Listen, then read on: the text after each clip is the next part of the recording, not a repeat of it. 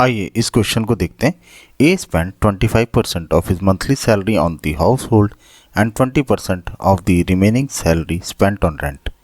A spend remaining salary on travelling and food in the ratio 2:3. Difference between amounts spent on food and household is ₹1540. Then find the monthly expenditure of A. अब देखिए यहाँ पे आप या तो कोई variable मान सकते हो, ठीक है, या तो आप क्या मान सकते हो, कोई भी एक नंबर आप एज्यूम कर सकते हो। 100 को आप मान लीजिए कि 100 पार्ट्स उसकी सैलरी है, 100 रुपीज़ कह सकते हो, 100 पार्ट्स कह सकते हो। इसमें ये क्या कह रहा है, 25% जो है का हाउस होल्ड में खर्च कर रहा है। 100 का 25% 25 रुपीज़, ठीक है, या 25 पार्ट्स बोल दीजिए, हाउस होल्ड पे खर्च कर रहा है, ठीक है। अब जो रिमेनिंग है ठीक है, रिमेनिंग जो सैलरी है 25% खर्च करने के बाद बची है 75, ठीक है, 75 बची। अब इसका 20% जो है ये खर्च कर रहा है रेंट पे। 75 का 20% हो गया 15 रुपीज़, ठीक है, या 15 पार्ट्स रेंट पे खर्च कर रहा है, रेंट पे खर्च कर रहा है। अब ये बोल रहा है A spend remaining salary on travelling and food in the ratio 2:3।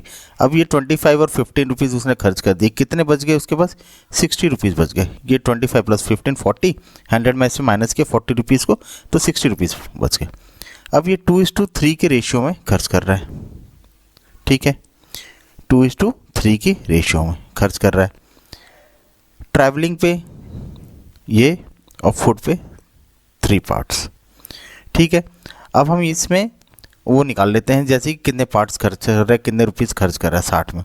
तो 3 + 2 5, 60 को 5 से डिवाइड किया, 12 पार्ट्स आए, ठीक है। तो 2 पार्ट्स किसके बराबर हो जाए, 2 × 12 24 रुपीज़ के बराबर हो गया, ठीक है। इसी तरीके से 3 × 12 36 रुपीज़ ये खर्च कर रहा है फूड पे, ट्रैवलिंग पे 24 रुपीज़। अब यहाँ पे एक चीज़ और बोल रहा है कि फूड और हाउस होल्ड में जो खर्च हुआ है उसका डिफरेंस है 1540। तो फूड में हमारा कितना हुआ है 36 और हाउस होल्ड में 25,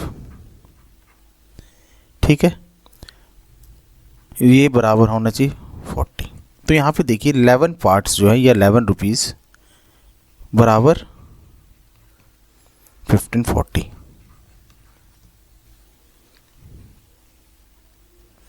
एक पार्ट की वैल्यू कितनी हो जाएगी, 11 से डिवाइड कर देंगे इसको, 11 इस तरफ आ जाएगा तो 140। एक पार्ट बराबर है 140 के, तो हमने 100 पार्ट्स एज्यूम किया इसकी टोटल सैलरी। 100 पार्ट्स कितने हो जाएंगे, 100 से मल्टीप्लाई कर दिया 14000, 14,000 इसकी टोटल सैलरी हो जाएगी। हमें यहाँ पे एक्सपेंडिचर बताना है, तो यहाँ पे एक्सपेंडिचर भी इसका यही होगा, क्योंकि कहीं सेविंग कुछ कर नहीं रहा। तो अगर ये सेविंग नहीं कर रहा है तो जितना ये कमा रहा है पूरा खर्च कर दे रहा है, तो जो इसकी सैलरी वही इसका टोटल एक्सपेंडिचर भी है। तो 14,000 इसका राइट आंसर है। Thank you for watching.